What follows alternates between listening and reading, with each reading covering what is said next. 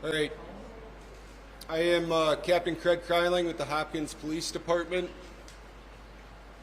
First of all, we want to provide condolences on behalf of the city of Hopkins to Weiss's family. We also want to provide and give our condolences to our Somali family and community within Hopkins and greater Hopkins area. This morning at approximately 10:40 a.m., Weiss was located by an individual that was helping to look for him. He was located in Minnehaha Creek, approximately 500 yards downstream from his apartment building. Law enforcement confirmed that it was Weiss and that he was deceased. While we believe this is a tragic accident, we will be continuing our investigation in conjunction with the Hennepin County Medical Examiner and the Hennepin County Sheriff's Office to determine the exact cause of death. We want to thank the greater Hopkins area and community for assisting us in trying to locate Weiss. I can take any questions, but this is one thing I do want to say is Weiss's family is going to be grieving. We needed to postpone this press conference because we wanted to make sure that Weiss's family was notified before everybody else was. We also ask everybody to provide some time and give respect to that family to allow them to grieve. All right. Yes. So is there any initial indication to show that he died from anything other than drowning at this point? Like I said, right now we believe this was an accident and that he did drown. However, we will do our due diligence and work with our partners to determine the exact cause of death. Why wasn't there a fence built when the apartments were built? I cannot speak. What I do know is that when any development happens in the city of Hopkins, that we do work with our planning.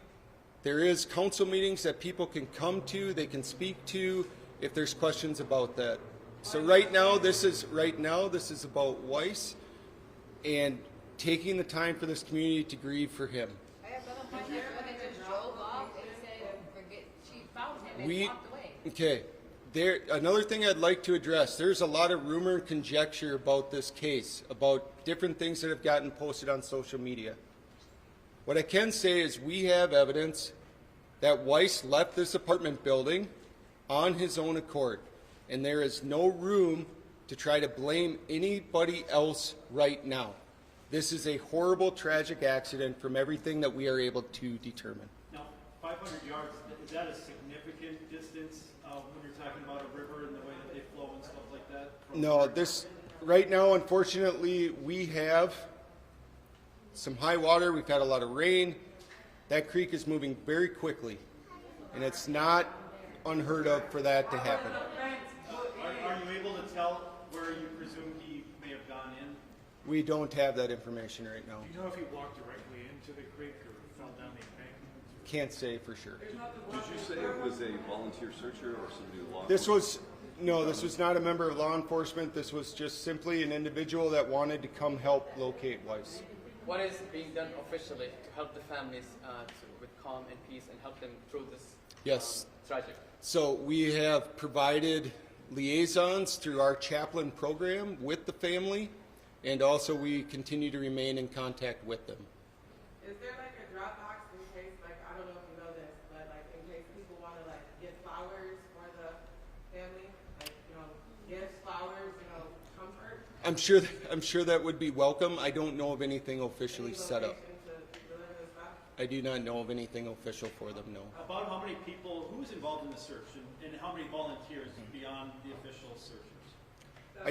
I don't have an exact number on the total number of volunteers. We had hundreds of people out looking for him.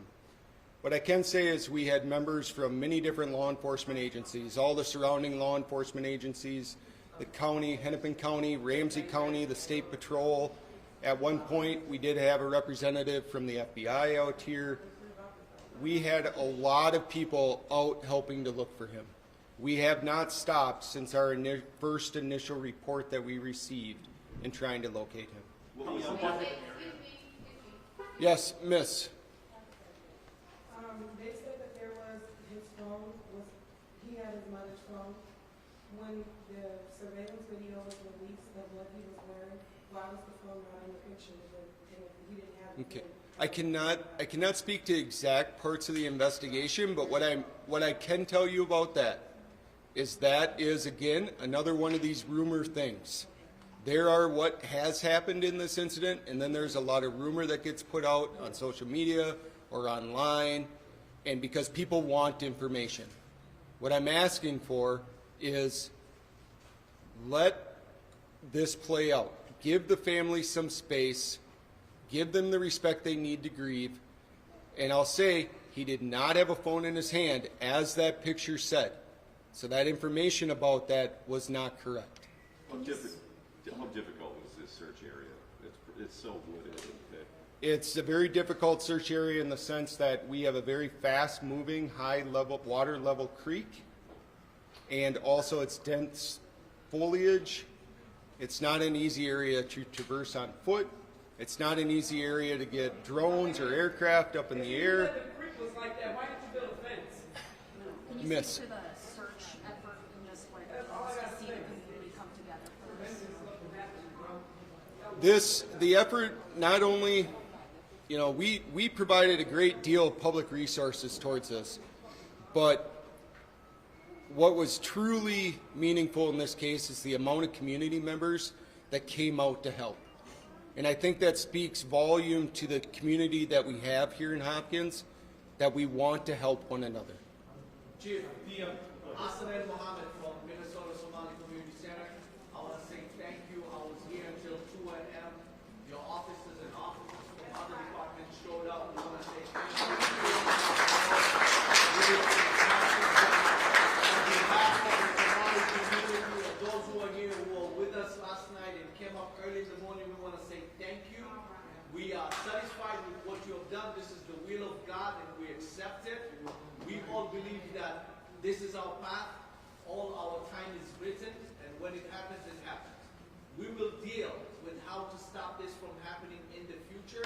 But for now, we want to say thank you, and we want to mourn with the family. We want to give them a counsel. And we just want you to know that we give you the ultimate respect for what you have done. Thank you. Appreciate that. Thank you.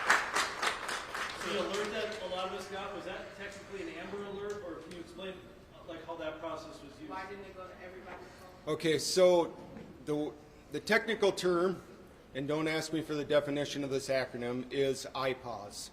It's an alerting system that allows emergency management government services to alert cell phones within a certain radius of an incident. So that's why maybe somebody on the other side of the Twin Cities didn't receive it, but if you were within the local area, you did receive it. There was some initial information that it went out as an Amber Alert. No, it was not technically an Amber Alert in what you would normally think of is somebody took a child. We needed to get that information out, and quite frankly, it doesn't matter how it went out. What matters is we got the information out there, we got it out there as often as we could, and repeatedly to try to notify new people coming into the community who might be able to locate Weiss. So that's why that went out that way. How big of a search area was it? The search area was, I can give you the general boundaries, was Highway 7 to the north, Louisiana Avenue to the east, Excelsior Boulevard to the south, and Highway 169 to the west. I have a question. So Yes. yesterday, there were a bunch of us volunteers that were out. One of your officers told us that we were hindering the investigation. Why weren't there more efforts to have third-party searches? There were community, there were folks. I was out there since 10 a.m. till midnight last night. Yes. So why couldn't you utilize us? Because time was of the essence, and the fact that we've done it today, we already knew it was going to be too late by then. And now Part you're of- saying he was found within 500 Sure. meters. So of one of the reasons that the officers were initially asking for people to stay out of that area is we utilize tools such as canines, dogs, to help scent track. But that was And enough. And unfortunately, what can happen when we get a lot of people into a certain area is that can degrade any of that ability to try to use those resources. I agree. It wasn't enough yesterday. That I agree. What can we do different next time? We will as an agency and with our partners, we will conduct a review of this afterwards to see what we could have done better. What I can say is that there is oftentimes, especially whether it's using canines, whether it's using drones in the air with FLIR thermal imaging technology, or using State Patrol aircraft that we had up helping to search. What we often do is we try to figure out who exactly is in the area, and when we have a lot of people that are just out randomly helping to search, we spend a lot of resources trying to go investigate what that heat signature is on the ground. I understand your pain. That pain, you're right. I can't say for certain whether we had a whole bunch of people yesterday, whether we would have found him, or exactly when he ended up in the water. We don't know that right now. Are there any preliminary information on how long the boy was deceased? We don't have that right now. Yes, sir. In the future, what can we do collectively? And when I say collectively, from the police department, from the officials, from us, the community, because all of us are here today because we all love that young child. Yep. And what can we do in the parks? A lot of kids in the summer, they all love to go to parks. What can we do to make sure there's nothing like will make them go to the water and prevent them to walk to the water? We continue to do what we do already, which is get to know your neighbors, get to know the people within your communities. When you see something, maybe, if there could have been somebody that might have seen him at a particular moment. That's what we continue to do, is to recognize that as human beings, as community members here in Hopkins. And we ask for those people to step up, take some action. Call the police if you think something is out of the ordinary. Let people know. That's it. I appreciate everybody coming out here today. We have a great deal of work that we still need to do. We will continue to provide updates when we have them through our social media or through the city website. Again, our condolences go out to Weiss's family and to the greater Somali community for this loss. Thank you, everybody.